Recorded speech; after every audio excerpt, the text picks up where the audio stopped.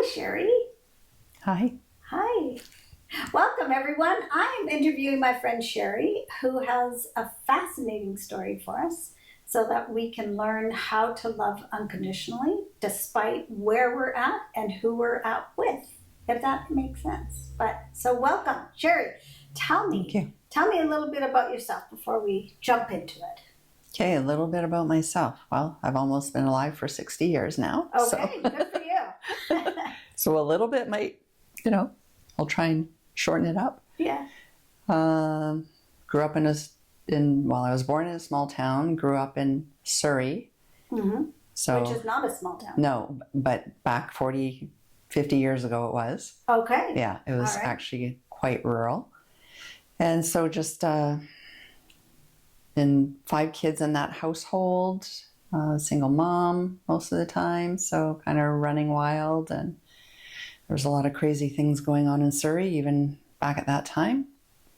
Went to school in Surrey, moved around a lot, so don't remember a lot of teachers' names, classmate names. And yeah, I was oldest in that group of kids, and so I held a lot of responsibility, trying to help out mom who wasn't coping very well with her mental health challenges. Mm-hmm. And I stayed in school. I did not do well in school because I had a lot of emotional challenges. And so just going to school was hard. And I actually quit when I was in grade 8 the first time. And I quit to take care of my siblings. Okay. So there was alcoholism in the family, and I was thinking I was really, I felt very like a nurturing person at such a young age, and I really felt very protective of my younger siblings. So I felt like I needed to protect them, which was not... I learned years later that I was a child, and that kind of thinking did not belong to me. It wasn't my responsibility. Yeah. But I didn't know. No. So I did quit school and took care of my younger siblings as best I could, but I left the home very early, probably maybe a year later, and moved away up north. Yeah, with someone I met through a mutual friend, and I was 15. Wow. Yeah, so I moved up there and lived with people I didn't know. Oh my. Like I just met them. So that's so brave. That was strange. And brave. Very strange, but yeah. Anyways, I didn't have a healthy amount of fear back then. Yeah.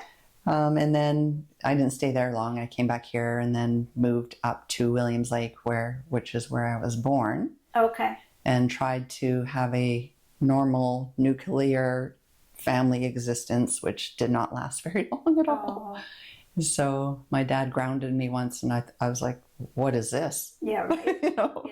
This has never happened in my life before. So that was interesting. So you were living with your dad in Williams Lake? Yes, and my stepmom. And your stepmom. And 2 siblings, so of that family group. So different siblings there. Right. And did you get along with them mostly? They were younger. Oh, okay. Like, it's not that I didn't like them. I didn't know them. I didn't know my father. So I think I got closest to my stepmom. Just natural. Yeah. So we did Weight Watchers together. Not that I didn't need it, but it was just something we could do together as a support. And she sold Avon. Okay. Which I found, I love makeup. Right. As a teenager. Yeah. So give me all the things. Yeah, Avon was pretty big back then. It was, yeah. So I love that. Yeah, but it was a small town, and, compared to Surrey, they didn't have a McDonald's, they didn't have a movie theater. Right. They didn't have a mall, and I thought, this place sucks. Yeah, right. I'm going back to Surrey. So I went back to Surrey, lived with, another person, not my mom's household. And then I went back to school. So I was 18 at this point. And I went back, yes. Okay. And I did very well. except for my emotional maturity was not, I mean, 18 is not very old, but it wasn't at that level. Right. Because I had a lot of wounds and that I hadn't dealt with. Yeah. And didn't even know I had wounds, to be honest. Right. There was nothing to compare it to. Yeah. You know? So I went back to school, did very well. However, a teacher said, and now this is what my brain remembers, "Why are you here? You are so old." Oh my gosh. And because I didn't have any confidence or anything, I quit. Oh. That was 3 months into grade 12. Oh. And I was doing well. I was almost getting an A in biology. And isn't that amazing? yeah. Just one comment from one person and all your insecurities rise to the surface and you make these decisions that, wow. So unfortunate, I did go back. So I met my first husband. We got pregnant quickly and then got married. And when my daughter was about 7, our daughter, I went back to school again. Okay. And then I got my, what they called a GED. Right. Back in the day. Now it's called a dogwood, I think. So very proud of myself. Graduated, wore the cap, had a ceremony, all those things. And yeah. So, and then that marriage lasted maybe 1.5 seconds. And unfortunately, no skills. Okay. You know, no healthy upbringing. He grew up in the foster care system and went through abuse and trauma. Yeah. You know, in his own way. Yeah. And with my trauma and our trauma together, just was not a healthy mix. Right. So then I raised my daughter after that for 10 years on my own. Wow. Yeah. Fast forward. Kudos to you, man. I was hats off to single moms everywhere. Yeah. Yes. I mean, it's a hard gig. I just don't know how you do it. Yeah. I honestly don't. I mean, I had a partner the whole time and it was hard. It was hard. Yeah. I cannot imagine trying to balance work, it was tough. And kids and life and oh my gosh. Yeah. So kudos. Yeah, to you. It was a tough 10 years. I mean, my daughter and I were very close. Right. You know, probably a little too close. Right. You know, which is understandable. Again, no life skills, nothing, no parent training. So yeah, 10 years. And then I met my current husband after I started going to church and chose to follow the ways of Jesus. Mm-hmm. And I became a Christian. And then I met my husband there. And we've been married now for 26 years. Amazing. Congratulations. So, yeah, thank you. That's good. So can we just pause it for 1 second? Yeah. So what did that look like? How did you find Jesus? Oh gosh, that is a whole other long story. A whole other story. Okay. But in a nutshell, I actually, my mental health was very bad. I was in a foreign country. So like I said, long story. Yeah. But I ended up with my daughter as an illegal alien in the United States. Okay. With another man trying to find a good daddy for my daughter. Mm-hmm. So I was, he left where we were staying and had to go out of town to work. And anyway, I had felt that abandonment before and kind of knew what that was. Yeah. So I'm like, I got to get out of here. And anyways, I became suicidal. Okay. And I thought, this is the only thing keeping me alive right now is I need to be here for my daughter. Right. So she was under 2 years old at that time. Okay. And so her dad actually sent us plane tickets to get us back to Canada. Oh, okay. And then I remember being there, just walking around the place where I was staying were horse racers. They had harness horses. It's a thing in the States. Right. And they had a track on their property. So I just walked the track and prayed to whoever I call it, God, at that time, not knowing everything that I believe now. But like, help me, get me out of here, you know. And I remember driving by a church and just what I now know as the Holy Spirit drawing me, going, look at those people. Right. You know, can you see the joy on their face? And there's something different there. There's a peace. Right. Maybe not happiness. Right. But you can get there, but Yeah. there's a peace that passes, you know, any understanding. Right. So then that was going on here, saved my life. And I look back over my life and I think, God, you were there. All the times that I should have been dead, could have been dead. Right. Crazy things in my life, you know, using alcohol and drugs, moving away with men I met once. Right. At such a young age, you know. Yeah. Yeah.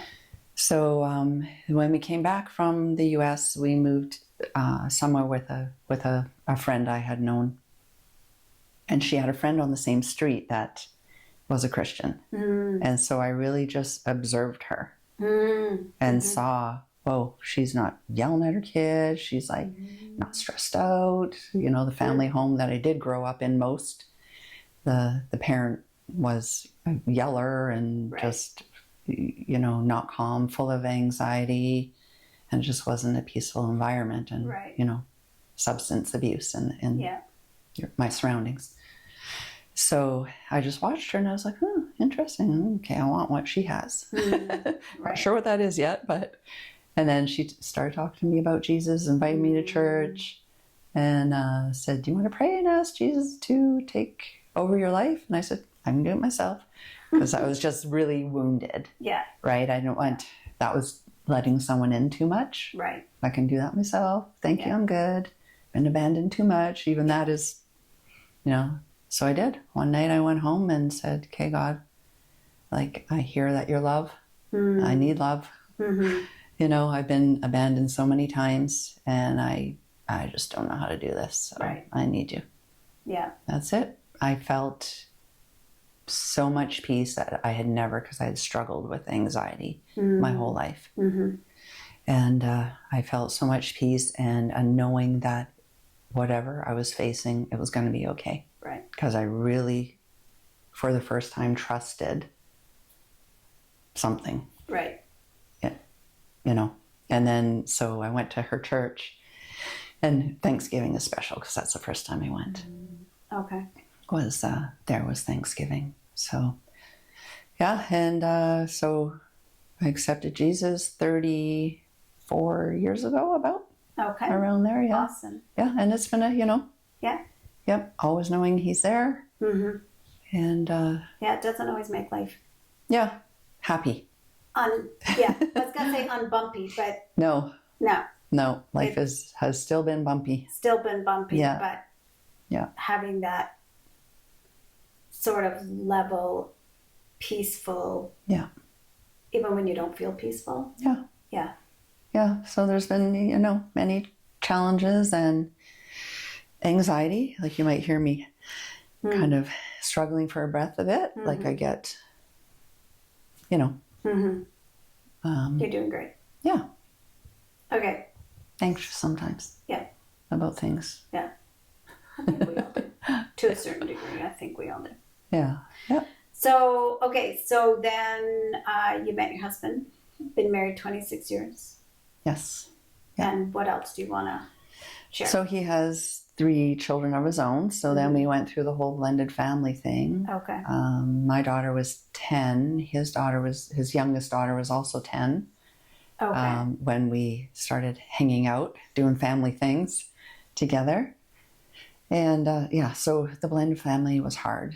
His children were very wounded from he and his wife's split up. Right. Break up. And so there was a lot of hard stuff that we walked through, and it did affect our kids. Yeah. You know, it does. Yeah, it does. Breakups, mom and dad not together anymore. Yeah. It's very, very hard. Yeah.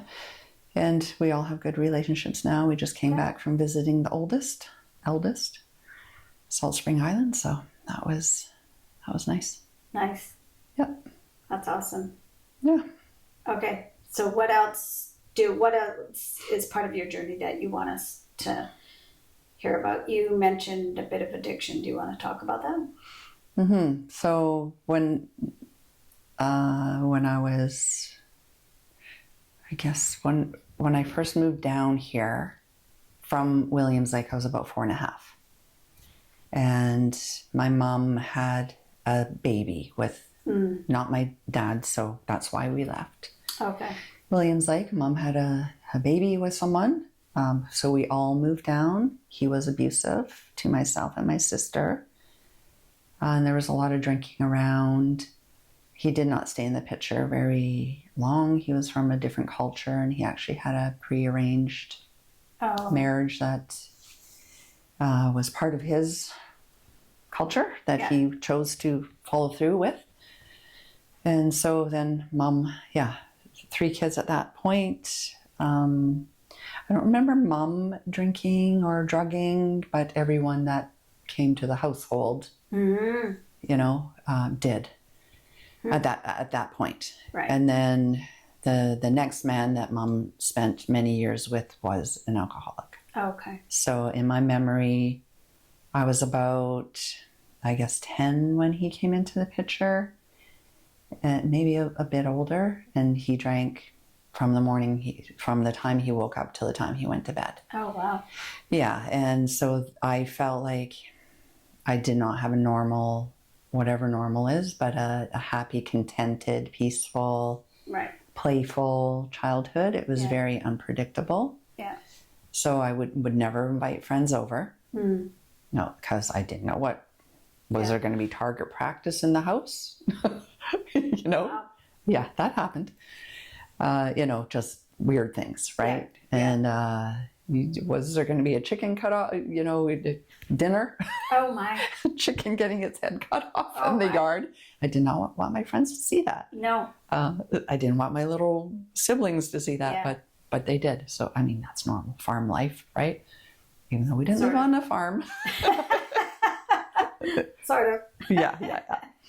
Okay, so so there was many years, and that's when I quit school to try and take care of the siblings, as I mentioned earlier, because he was not capable. He would get drunk driving offenses, and he would end up in jail, and then mom would be on her own, and so it was kind of that cycle. Very volatile. Yeah, unpredictable. It did not do anything to help my anxiety, which I obtained from leaving my father, moving down here to a bigger place. Yeah. Without my dad, never seeing my dad again, except for summer holidays and Christmas, and then the first man who abused myself and my sister, just huge amounts of anxiety. Wow. I did not, like I mentioned before, could not cope with school. No. Did not retain anything. No. We had no money. We were very poor. Wow. Food was scarce. Wow. Yeah. And they don't have food banks like they do now? I do not recall ever a food bank. No. So were there like days that you would go without eating? We would eat the same thing, like pancakes without anything on it, or like pasta without sauce, cereal without milk, and it was powdered milk and evaporated milk mixed together, kind of thing. When there was a man in the house, mom would, the man usually would work, and then she would buy meat. Oh, okay. But I remember one time, the meat is not for you. The man needs it. He has to work. Okay. Okay. So that stuck in my brain. Yeah. Some things stick in your brain, I thought. Yeah. That's interesting. But I really like meat. Yeah, right. I'm really I want hungry. that meat. Yeah, I'm really hungry. Right? Yes. And now I know I needed protein. And I have a lot of body issues, pain, and from malnutrition. Wow. Just arthritis and thin hair and right. That I've really worked on my health journey as well. But so well, I would have never put that all together, I don't know why I've never made that connection before that, but it makes sense if you're hungry for long periods of time and living in a first world country, you don't think that stuff happens. Yeah. And people didn't know. No, I bet they didn't. You know, no, it's not they something didn't know. you would talk about at school or. No. And our neighbors were few and far between, too, back in the day, right? It was quite rural where I lived. Okay. So nobody really knew. We would have been honestly taken away. Wow. If someone had known. Right. Yeah. Yeah. Yeah. And it's not like Mom didn't try. Right. You know, it was just the circumstances. Yeah. You know, poverty. She tried. Oh. But she'd have to haul us all with her. Right. And trust me, we were a nightmare all in her office. Right. Yeah. I can tell you some stories about photocopying. Oh. Yeah. Yeah, well, Mom's trying to work with a photocopier. Yeah, we love that Xerox. Yeah, I bet. Yeah. Oh, poor Mom. She tried to do everything, honestly. Yeah. So. Yeah. It's, because back then there wasn't as many, I mean, it's hard now, but not having the resources that there are now, too. No, you know, and I take, because now I work with people who are struggling with poverty, and I know there's food banks. Right. You know, there's options, there's help. Yeah. There's rent banks, there's food banks, there's community chests. As long as you're a lot of things. As long as you're willing to ask for it or at least receive the help, right? Yeah, and having advocates. Yeah. You know, I don't think we knew, even if there was advocates, right? We were on welfare, we were in the welfare system, but I don't ever remember anyone coming to our home, or with my mom, I'm sure she had to check in. Yeah. You know, kind of thing. But yeah, so that was, and the mental health struggle was, it took me a long time, and I still struggle with anxiety. You know, so, but I'm aware of it and the triggers, and I've worked on that a lot. Yeah. I've done a lot of healing programs and still will, because things come up again, you know. Still will? I still will work on. Oh, you still will. Yeah. I will until I'm, as long as I'm on earth, I will keep working on. Keep working still. Yeah. I was thinking still will was a program. No. I was like, still will? I haven't heard of still will. But no. I got it. Yeah. Yeah. Plug for Freedom Session, though. Yeah. That was the best program. Yes. Yeah, that's helped a lot of people. Yes. So the first one I remember doing was Door of Hope, and it was for sexual abuse survivors. Okay. And one of my good friends actually led me through that in the first church that I went to. Okay. So I don't know how open you want to be about the abuse, but like, you were how old? So when I first started living with him, I was about 4. Okay. Yeah, and then and I blocked out this one specific memory that my mom didn't know I blocked out. Oh, okay. So we had a conversation years later, when I was close to my 30s. Okay. Probably late 20s. And we were just having a conversation because something else happened with one of my other siblings. And she said, you know, kind of like what happened with you and so-and-so. What? So I was about 5.5, 6. Wow. Yeah. And so she knew about it? She knew because I told her the morning after that happened. She saw me. Right. And I was in shock. But I blocked out that memory. Yeah. So, That's a very typical. And she didn't know. Yeah.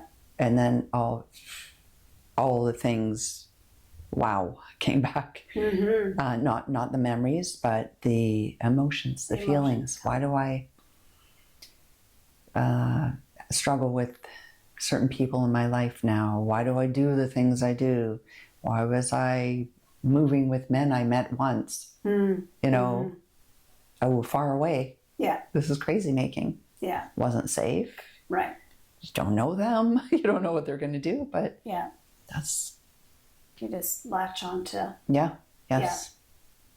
Yeah. So how long did it last? Like how old were you when that stopped? Like it was. Yeah, I think I think that was a one-time sexual abuse. Yeah. But the verbal and the emotional was Continued on for years. One time my mom told me when I was 14, the same man, so one of my brother's fathers, actually phoned and tried to get to me because my mom wasn't having any more of him. Oh, interesting. And he was already married. And he tried to get to me to get back at my mom for her cutting him off. Oh, really? And I was a teenager. Wow. And I didn't know this, but mom intercepted a phone call. Oh. So he was, that kind of crazy, abusive. So scary. When my mom told me, it was actually right before she passed. So about 4 years ago now. So I'm already in my 50s. Wow. At this point, right? And I just said, Mom, my goodness, because she held on to it as if it was her fault still when I'd already forgiven her, right? Right.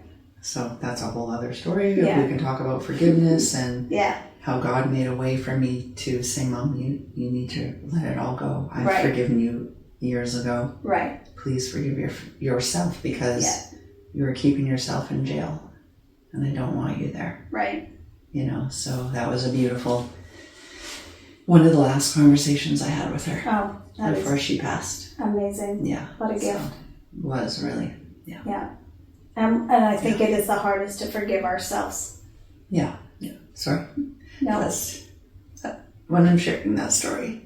Yeah. Because Mom, I think a lot of her mental health was due to her holding on to not forgiving herself. Yeah. All right. So let me see. Where were we? Your mom, you gave her permission to forgive herself. Yeah. Yeah. That's So she had a big ugly cry and cathartic, and that was 3 months before she passed. Okay. Yeah. So this time of year, actually going into Mother's Day. Oh. We always had a joint Mother's Day and birthday for her. She loved it when all her little chickens were together. together. So this time of year is challenging. Yeah. Understandably so. Yeah. And then I made plans to go visit my dad. I sent him some dates this morning. Dad, is it okay if we come up this time? And my sister, who I will go with, the second oldest, so under me, said, Dad doesn't text. So he texts back, okay. Oh, man, a few. Yeah, Dad does. Just not lengthy conversations. Yeah. So we'll be going back to Willie's Puddle. Okay. In May. Yeah. So that's fine. Yeah. It's good now. So tell me a bit more about your journey after you got. Did you have addictions? Yes. So, I mean, when we say addictions, I drank a lot to cope. I was very young. So, I mean, at the time, I wouldn't have said, or even now, I wouldn't have said I was an alcoholic or a drug addict as I know that to be now. Right. Because I work with people that struggle with that. But I drank to not have to deal with my reality. Right. So, coping mechanism. Yeah. Drank myself to blackout. Wow. And would end up, I remember one time, I hear Mom in the kitchen, Sheri, what is this ambulance bill from? Oh. Shoot. So, blackout drunk and in a park somewhere. Cops come, think my boyfriend's beat me up because I was that bad. I could not move. Could not move. They laid me on their car. I remember that part. Throwing up on the police car. I just washed his car. It's weird the things you remember, right? Yeah. And then the only part about the ambulance, I don't remember the ambulance. I remember being in a wheelchair in the hospital. Oh, and because I couldn't move. right. I just could Yeah. not move. And then, anyways, my mom got the ambulance bill. I was like, ah, shoot. Didn't know we got such things when we go in Yeah. ambulances. Yeah.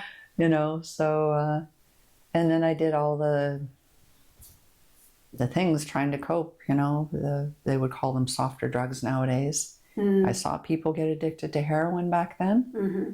I'm not doing that because they can't get off. Right. You know, and then one boyfriend I had did cocaine. He said, don't you ever do this, because he knew he couldn't get off. Oh. So at least I guess, had the fear to say, I don't want to do that. Yeah. You know, so I did lots of marijuana, hash, acid, mushrooms, Right. you know, and did a lot of that to cope. Same with alcohol. So, yeah. But by the time I was old enough to go to the bars, I'd stopped drinking already. Yeah. So from 14 to 19. You know, and then it was like, I felt like I need to be a good example for my younger siblings. Again, that maternal kind of thing for me was pretty strong. And so I stopped. Didn't do it. That. Yeah, because I think I wasn't dependent, like physically dependent. Yeah, emotionally dependent. I'm very much emotionally dependent on it, yeah.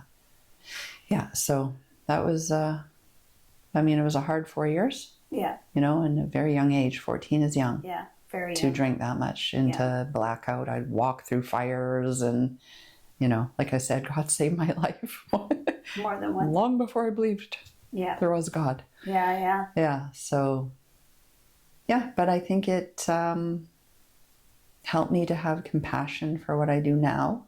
Yeah, so tell me a little bit about that. So I work with, so my younger brother got addicted to heroin. So I grew up with alcoholism in the family, and his dad was alcoholic. He became addicted to heroin around age 16. Wow. And that to me was devastating. I actually blamed myself. Oh. And I didn't even realize I blamed myself. It's you know, that book, Your Body Keeps a Score. Right. Yes. You know, I'm not even conscious that I'm blaming myself. But hey, I quit school to take care of this kid. Yeah. I tried to protect him from everything. Yeah. You know, and then he becomes addicted to heroin. Gosh, are you kidding me? So that lasted a long time. And I think that made my heart softer towards people that struggle with addiction, don't have this family supports that they need to get out of it, you know?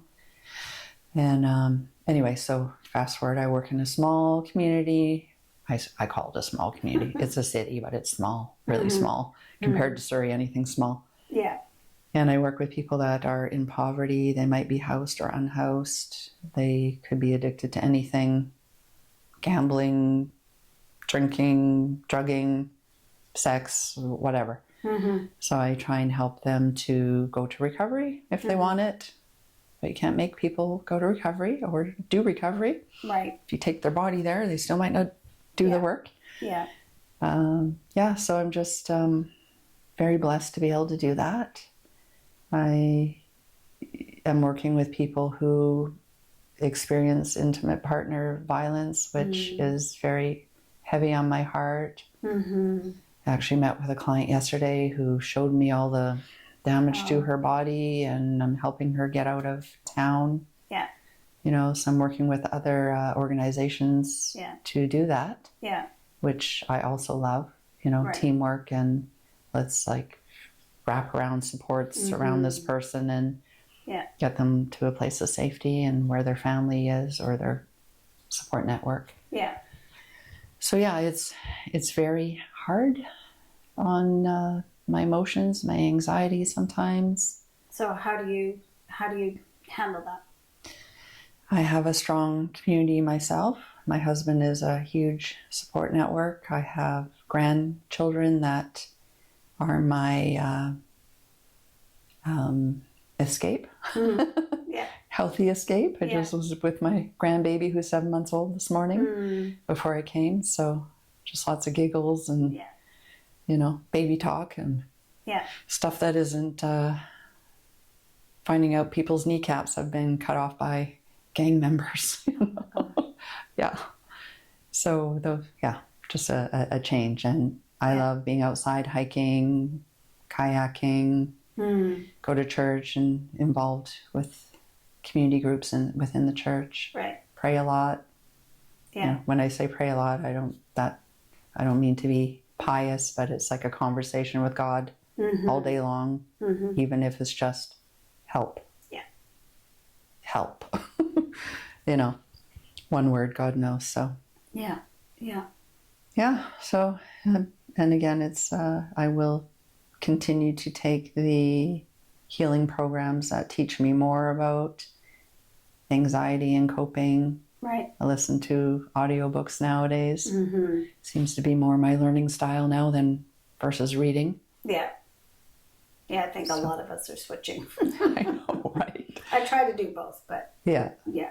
Yeah, so that's been good. I been listening to an audiobook called Women Who Think Too Much. Oh, okay. And it's not like you're a woman, you shouldn't think too much. It's like you think way too much Yeah. about things that aren't even, like, you don't even know if those are it's anxiety, right? Right. You're thinking about things that you have no idea is going to happen or not happen. Yeah. You know? Yeah. It's anxious thoughts. Anxious thoughts. Yeah. Yeah, what is it? So. What do they say? You look in the future.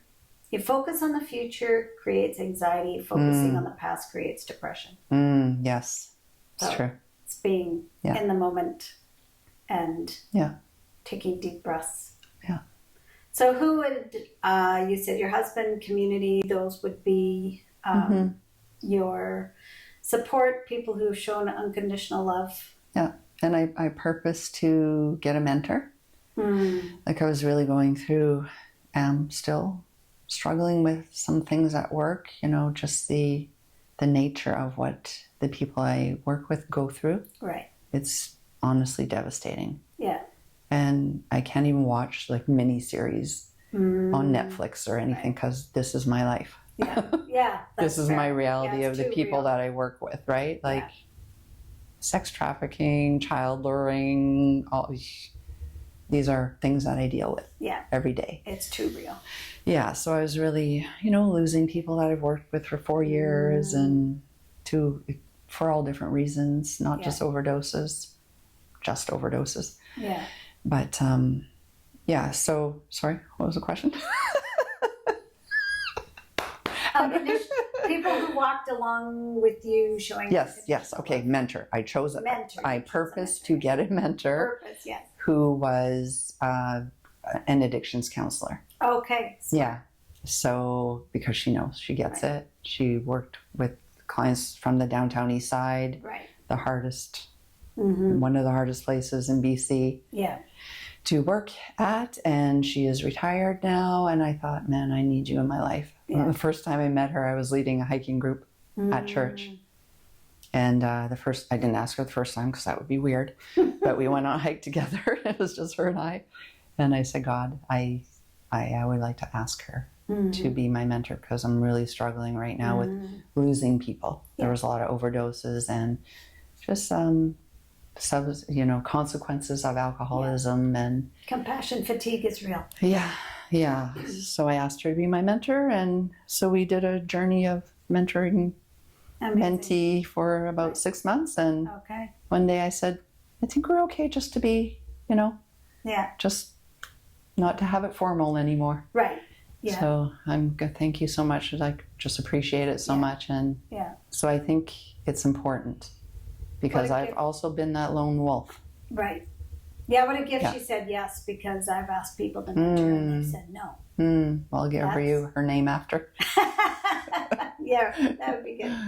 But so for her to say yes is a gift. Yeah. Huge gift for sure. Yeah, it's been a blessing. So what would you say, thinking back to your time as a single mom or even as a teenager experiencing all those moments of anxiety and like what would that look like if somebody came alongside of you and just showed you unconditional love? Like what would that love look like to you that you think you may have been receptive? You don't know for sure, but Yeah. And as teenagers, yeah, it's a totally different mindset than as an adult brain. But but do you think there would have been some kind of love that you could have grasped onto? Well, I mean, I can think of the places where I felt love from humans in my darkest parts of my upbringing. And the first place I can think of was my grandparents. Okay. I had two sets of grandparents who stayed together their whole lives, you know, and yeah, loved me unconditionally. Right. Just waited on me hand and foot, the grandmas, the nanas. Nice. You know, so I knew that I was accepted and loved, but there were so many family secrets. I felt like there was still, like I was being dishonest because I was sworn to secrecy. Yeah. You know? So, but yes, love there. And then the first time I went to Sunday school, it was an extremely conservative church, Plymouth Brethren or some Full Gospel or something where women wore head coverings, no makeup, no jewelry. Men went in one door, women went in a different door. Okay. And let me tell you, that blew my brain as the way I grew up. Yeah, I bet. Yeah, I bet. You know, my mom at the bar all the time and dressing in these, what I thought was really cute little dresses and high heels and, you know, and I grew up on much music. Oh. So we got our concept of how women should dress from that. From that. So going to this church was, blew my brain. But I remember being in that tiny little room with the Sunday school teacher, and I just felt so much love. And I memorized, "For God so loved the world, that he gave his only son." I memorized, and I was so proud of myself for memorizing that. Yeah, yeah. I had the plaque that they gave me on my wall for years in my crazy house alongside my mom's FUCK housework painting that she did. That's funny. FUCK housework, "For God so loved the world." Yeah, right. Yeah, there's a paradigm. Yeah. That painting came down when my grandparents came over. Yeah, I bet it did. Got put into the closet. Yeah, so those were the times. And then a phys ed teacher in high school. I remember she was like extra kind to me. I think she knew somehow. She knew that I was living with a boy and I was 18, you know, which was normal in the 1940s. But anyways, or in my life. So I remember one time I had a Tupperware party and I invited her, which we know, you and I know now that wouldn't have been allowed. She probably wasn't allowed to come, but she came. And she taught me, like, so when you put out cheese, you should put it out early because it needs to harden a little bit. Okay. Like mothering things. Right? That I never received, but I just felt like she genuinely cared about me. Right. Which was curious to me. Yeah. And I didn't trust anyone. Right. You know, so there was still a little bit of that, what does she want kind of thing, but that bit. Yeah. A little bit, yeah. Yeah. Yeah, so. Yeah, and then the church, after I became a Christian, it was the church where I felt love, but there was a big wall for a long time. Yeah. Right, until I understood. Yeah. That it was the Holy Spirit in people that the fruit of love came from. It wasn't something put on, but the hugging thing, no, stop. Right. Yeah. I'm okay now. Yeah. Also. But yeah. So yeah. The church. Amazing. Yeah. It's just the small acts of kindness, like here's how you put out cheese. Yeah, right? And just Yeah. You just never know what words Yeah. are going to be so meaningful to somebody else. Yeah. Yeah, like she cared enough to teach me. Right. That was a thing. When people took the time to teach me, I thought, like, I felt invested in. Right. You know? Yeah. Like, why do they care what I do? Yeah. You know? Yeah. So, yeah, I think that was a big part of it. People, because I never had that at home. Right. No one taught me, like, zero. Yeah.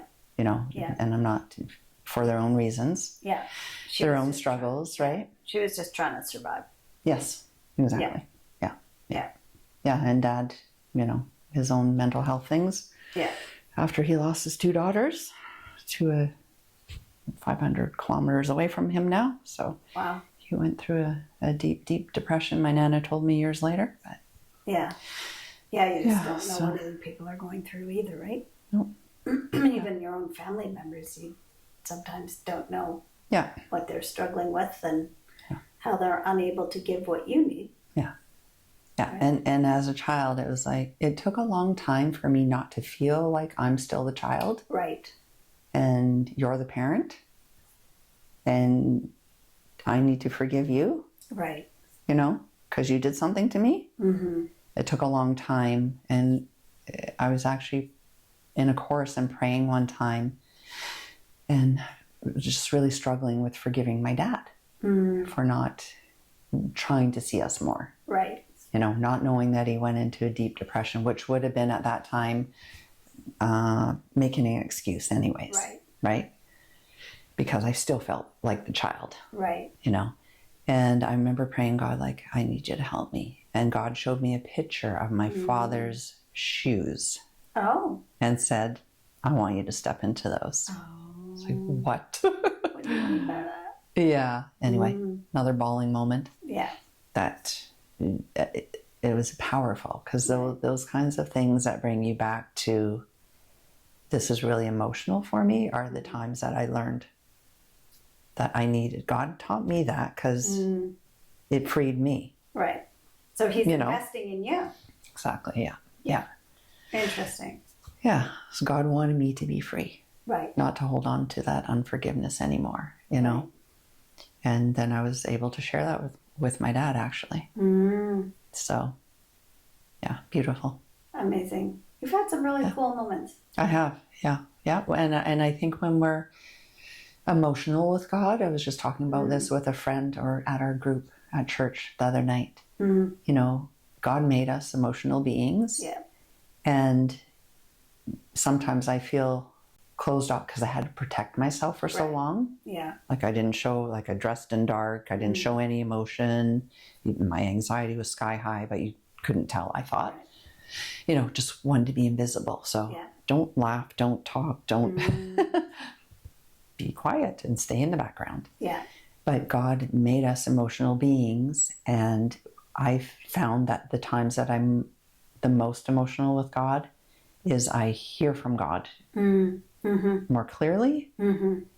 Whether it's God always answers, I believe. When we ask God, pray, talk to God, he answers. Whether yes or no, maybe not now, whatever. Yeah. God always answers, you know, and it's the peace when I go to him with my full emotion.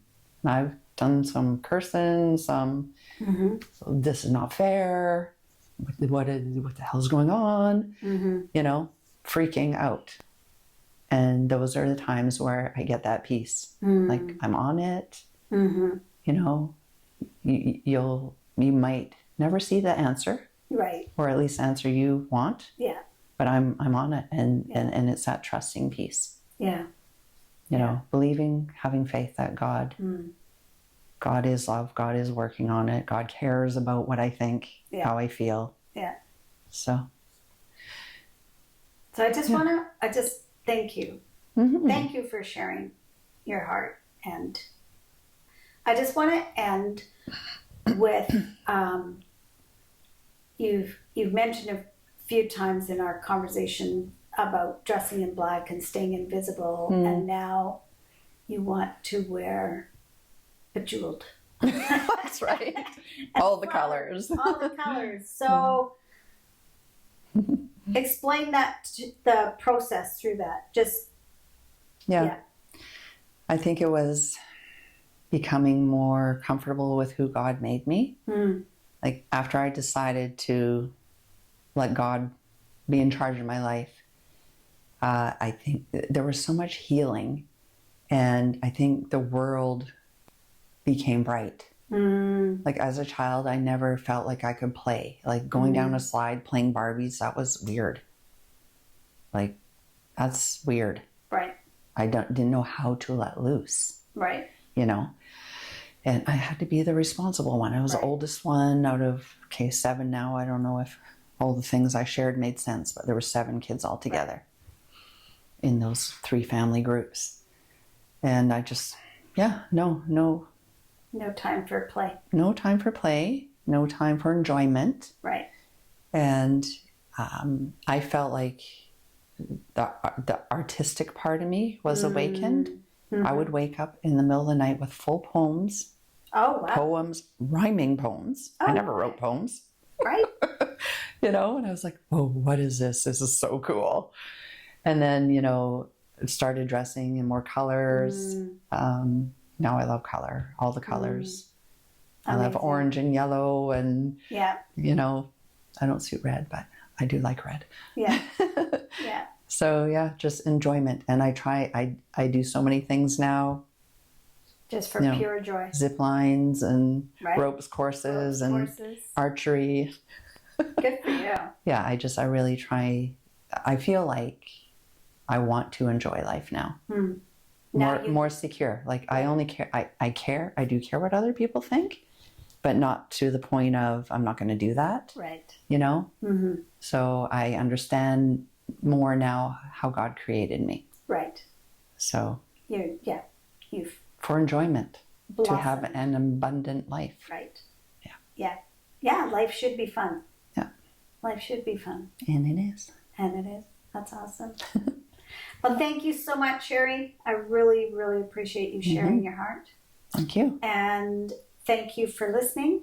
And if you have experienced anything that Sheri has talked about and need some extra help, please reach out to the hotlines, to your resources that you have in your town, because there are people who care and who people do want to help you so that you can also wear color and have fun and find joy in life. So thank you. Yes. And thank you.